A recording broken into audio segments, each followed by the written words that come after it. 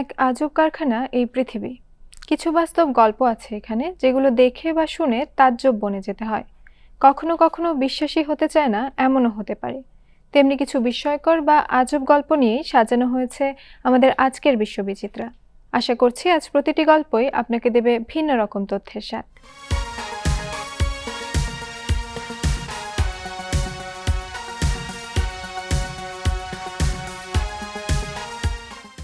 একই দিনে বিশ্বের ৪৩টি দেশে ৩১,০০০-এরও বেশি বার স্কাই ডাইভিং অর্থাৎ আকাশ থেকে লাফিয়ে পড়ার এক রোমাঞ্চকর ঘটনা ঘটেছে। এর মাধ্যমে একদিনে সর্বোচ্চ সংখ্যক স্কাই ডাইভিংয়ের নতুন বিশ্ব রেকর্ড তৈরি হয়েছে।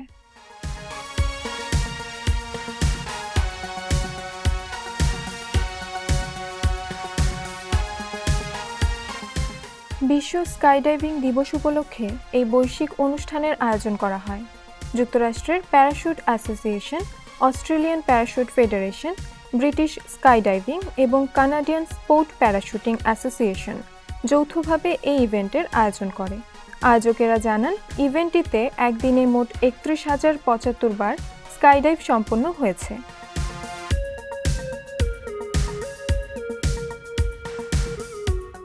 এর মাধ্যমে ২০২৪ সালে গড়া ৩০,৩৫১টি স্কাইডাইভের আগের রেকর্ডটি ভেঙে গেছে। আয়োজকেরা আরও জানিয়েছেন, এই আয়োজনে সব স্তরের স্কাইডাইভাররা অংশ নেন। এমনকি এমন অনেকেই ছিলেন যারা প্রথমবারের মতো ট্যান্ডেম জাম্প সম্পন্ন করেছেন। যুক্তরাষ্ট্রের প্যারাশুট অ্যাসোসিয়েশনের নির্বাহী পরিচালক আলবার্ট বার্চটোল্ড বলেন, রেকর্ড গড়াই হয় ভাঙার জন্য।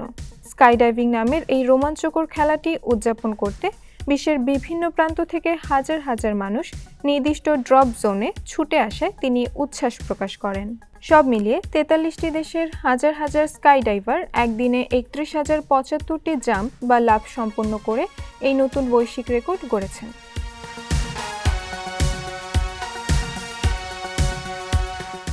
পরিবারের ঐতিহ্য ধরে রেখে সার্কাসের জগতে যুক্ত হওয়া অস্ট্রেলিয়ান শিল্পী তার দাদার প্রতি শ্রদ্ধা জানিয়ে এমন এক বিশ্ব রেকর্ড তৈরি করেছেন, যা পূর্বের রেকর্ডের ৩ গুণ। চলুন জেনে আসি বিস্তারিত।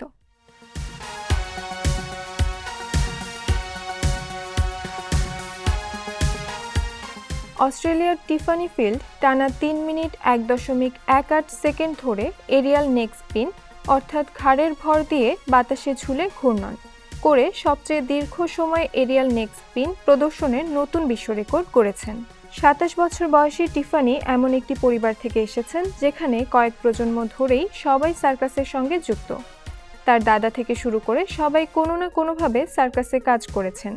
টিফানি বলেন, আমার দাদা জন্ম থেকেই সার্কাসের পরিবেশে বড় হয়েছেন।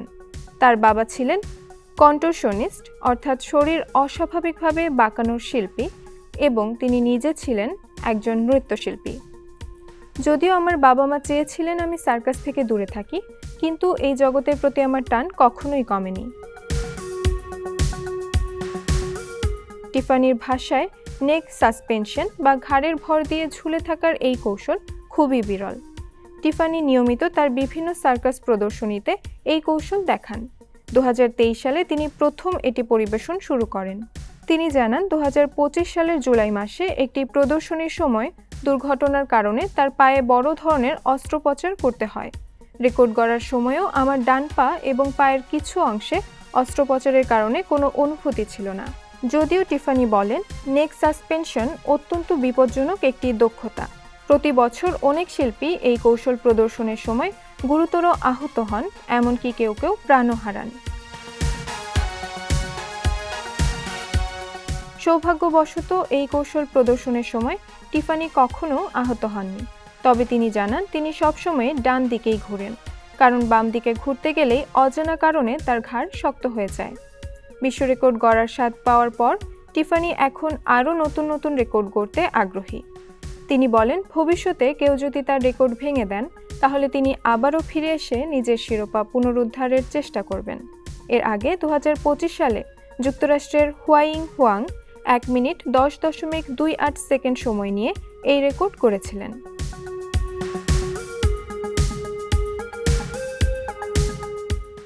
নিজের অসাধারণ দক্ষতার প্রদর্শনী করে বিশ্ব রেকর্ডের ইতিহাসে এক নতুন অধ্যায় যোগ করেছেন যুক্তরাষ্ট্রের 15 বছর বয়সী কিশোর। আগুনের মশাল দিয়ে জাগলিং করে এই বিশ্ব রেকর্ড গড়েন তিনি।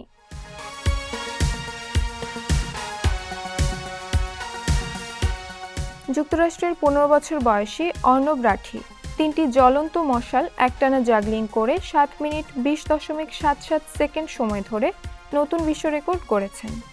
এর মাধ্যমে তিনি চলতি বছরের শুরুতে কানাডার ইয়ান স্টুয়ার্ট এর গড়া 5 মিনিট 33.82 সেকেন্ডের আগের রেকর্ড ভেঙে দিয়েছেন।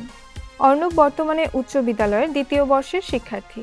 পাশাপাশি তিনি খণ্ডকালীন সার্কাস প্রশিক্ষক এবং একটি গ্রীষ্মকালীন জাগলিং ক্যাম্পের প্রতিষ্ঠাতা ও প্রধান প্রশিক্ষক। তবে আগুনের মশাল দিয়ে জাগলিং অত্যন্ত ঝুঁকিপূর্ণ হওয়ায় পর্যাপ্ত প্রশিক্ষণ ছাড়া এমন কিছু করার চেষ্টা না করার পরামর্শ দিয়েছেন তিনি। যুক্তরাষ্ট্রের ওহাইও অঙ্গরাজ্যের মেসন শহরে বাবা, মা ও ছোট ভাইয়ের সঙ্গে বসবাসকারী অর্ণব দীর্ঘদিন ধরেই একটি বিশ্ব রেকর্ড গড়ার স্বপ্ন দেখতেন। সম্ভাব্য বিভিন্ন রেকর্ড নিয়ে গবেষণা করে তিনি এমন একটি বিভাগ বেছে নেন যেখানে নিজের সফল হওয়ার সম্ভাবনা সবচেয়ে বেশি বলে মনে করেছিলেন।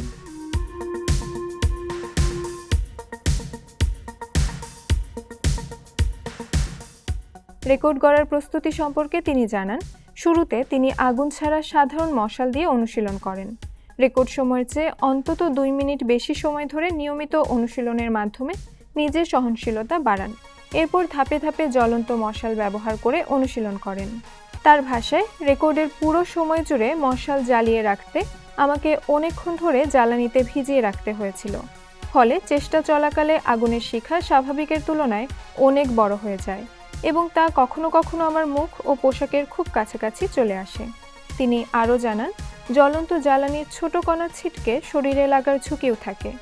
প্রথম প্রচেষ্টায় ঠিক এমনটাই ঘটেছিল। প্রায় অর্ধেক সময় পার হওয়ার পর একটি জ্বলন্ত কণা তার চোখের নিচে এসে লাগে। এতে তিনি চমকে গিয়ে একটি মশাল ফেলে দেন এবং সেই প্রচেষ্টা ব্যর্থ হয়, যদিও এতে স্থায়ী কোনো শারীরিক ক্ষতি হয়নি। প্রথমবার ব্যর্থ হলেও অর্ণব হতাশ হননি।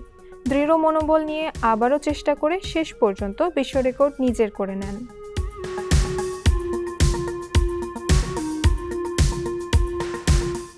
শৈশবে যে হাঙরকে ভয় পেতেন, বড় হয়ে সেই হাঙরই হয়ে উঠল তার জীবনের সবচেয়ে বড় অনুপ্রেরণা।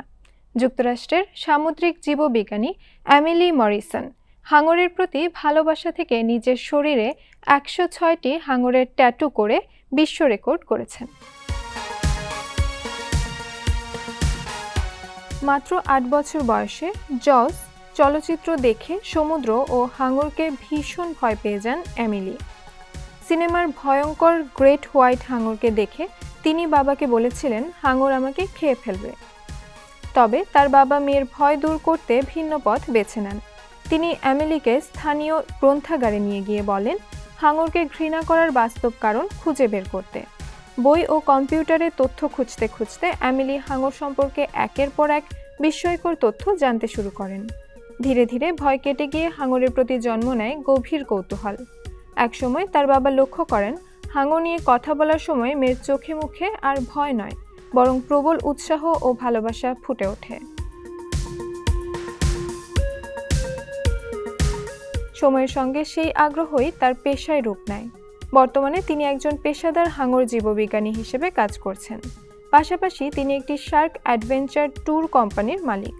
তবে এমিলির হাঙর প্রেম শুধু গবেষণা বা পেশার মধ্যে সীমাবদ্ধ নয়।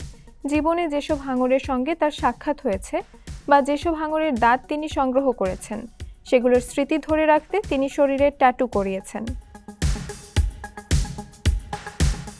বছরের পর বছর ধরে তার শরীরের পা থেকে গলা পর্যন্ত আঁকা হয়েছে 106টি হাঙরের ট্যাটু, যা তাকে নারীদের মধ্যে শরীরে সবচেয়ে বেশি হাঙরের ট্যাটু ধারণের গিনেস ওয়ার্ল্ড রেকর্ড এনে দিয়েছে।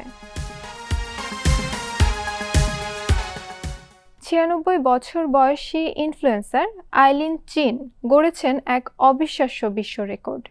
বিশ্বের সবচেয়ে বেশি বয়সী জীবিত নারী ফুড ইউটিউবার হিসেবে গিনেস ওয়ার্ল্ড রেকর্ডসে নাম লেখান তিনি। একটি পুরনো বাদামি রঙের বাসমতি চালের ব্যাগ, তাতে জিপার বা চেইন লাগিয়ে যত্নে রাখা আছে হাতে লেখা কিছু পুরনো কাগজের টুকরো। ৯৬ বছর বয়সী আইলিন চিনের কাছে এই কাগজগুলো শুধু রান্নার রেসিপি নয়, বরং তার পরিবারের ইতিহাস আর শত বছরের ঐতিহ্য। আইলিনের রান্নার যাত্রা শুরু হয় মাত্র ৫ বছর বয়সে। পরে ১৯৫০-এর দশকে স্বামীর সঙ্গে জ্যামাইকার সেন্ট মেরি এলাকার হাইগেটে একটি বেকারি প্রতিষ্ঠা করেন। ২০০৮ সালে বেকারিটি বন্ধ হয়ে যায়। এরপর তিনি পরিবারের সঙ্গে থাকতে যুক্তরাষ্ট্রের ফ্লোরিডার মায়ামিতে চলে আসেন। দেশ বদলে ফ্লোরিডায় এলেও নিজের শিকড়ের স্বাদ ভোলেননি জ্যামাইকান বংশোদ্ভূত এই প্রবীণ নারী। যে রেসিপিগুলো একসময় তার নিজের বেকারিকে জনপ্রিয় করেছিল, নাতি লুকাস অং এর বুদ্ধিতে ৩ বছর ধরে সেগুলোই ক্যামেরার সামনে তৈরি করছেন তিনি। আর নাতি সেই রান্নার ভিডিও বানিয়ে ছাড়ছেন ইন্টারনেটে। ব্যাস, ওখানেই ম্যাজিক। তিনি হয়ে ওঠেন একজন ইনফ্লুয়েন্সার। কখনো নিখুঁত চকলেট চিপ কুকি, আবার কখনো জ্যামাইকার ঐতিহ্যবাহী সব মুখরোচক খাবার তৈরি করে সামাজিক যোগাযোগ মাধ্যমে রীতিমতো ঝড় তুলেছেন এই নারী। সুস্বাদু খাবারে কামড় দিয়ে জ্যামাইকান কথ্য ভাষায় যখন তিনি বলেন মি রাহ টিড, মানে আহা দারুণ, তখন স্ক্রিনের ওপাশে থাকা লাখো দর্শকের মুখে হাসি ফোটে। বর্তমানে ইনস্টাগ্রাম, টিকটক, ইউটিউব ও ফেসবুক মিলিয়ে এই দাদি নাতির অনুসারীর সংখ্যা প্রায় ৩০ লাখ। রেকর্ড করার পর উচ্ছ্বসিত আইলিন বলেন, পরবর্তী প্রজন্মের কাছে রান্নার এই জ্ঞান পৌঁছে দিতে পারছি, এটাই আমার সবচেয়ে বড় পাওয়া। মানুষ যখন আমার পারিবারিক রেসিপিগুলো দেখে আনন্দ পায়, তখন আমার বুকটা ভরে যায়।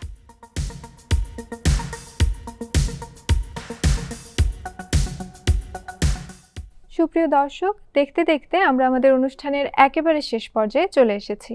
পরবর্তী অনুষ্ঠান দেখার আমন্ত্রণ জানিয়ে আজ এখানেই শেষ করছি। সকলে ভালো থাকবেন, নিরাপদে থাকবেন। সকলের জন্য শুভকামনা রইল।